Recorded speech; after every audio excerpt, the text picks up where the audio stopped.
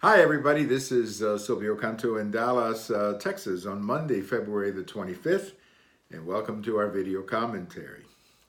Well, President Trump is on his way to Vietnam to meet with the leader of North Korea. There is a sound to all of that, which is pretty incredible, particularly those of us who grew up at a time when Vietnam and the United States were at war, when the idea of meeting with the leader of North Korea was unthinkable. But here it is. Here it is. It's going to happen this week, and we wish President Trump the best and successive trips. I mean, this is a very important trip for the United States, for North Korea, and really for that whole region of the world, which is developing into quite an economic powerhouse. In terms of the United States, if we can bring a little bit more common sense to the leaders of North Korea by having them denuclearize the peninsula, I think that would be very helpful because we could maybe bring back some of the troops that we have in South Korea. You know, we've had like troops in South Korea for like 60 plus years. And those troops are there, of course, to defend South Korea. I'm not saying they should all come back right away, but the idea of gradually removing those troops wouldn't be a bad idea.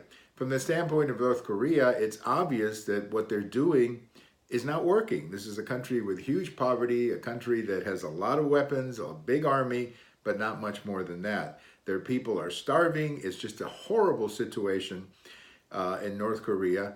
And there's no future in what they're doing. So if they could cut a deal with Trump and maybe reduce their nuclear weapons, eventually denuclearize North Korea, I think that's good for North Korea. They could become an economic player in a part of the world that includes South Korea, Japan, China, a lot of economic powerhouses in that region.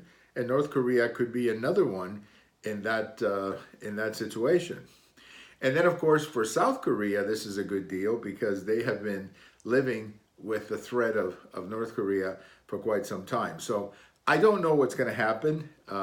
Probably some good things are going to happen, but they're not going to show up right away. It's probably part of a process that could take maybe a few years, maybe more than that. But I think we're going in the right direction, which is the important thing. We're clearly going in the right direction. I think the leader of North Korea has figured out that there's no future in what he's doing. He's probably hearing a lot from China saying the same thing. There's no future in what you're doing. So why don't you cut a deal with Trump and join the rest of us in this part of the world? So I'm hoping for some good things in the long run. Again, not in the short run, but in the long run for North Korea in that region. And that's good for everybody. That's good for everybody. I mean, peace in that part of the world is good for everybody, certainly. The United States, we have 30,000 troops in South Korea. They've been there for over 60 years.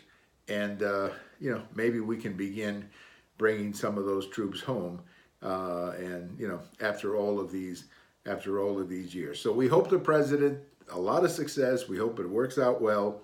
And let's see what happens after the trip. Thank you for watching. We have all of these on YouTube. We have them on Twitter. We have them on my blog. And if today is your birthday, happy birthday. Bye-bye, everybody.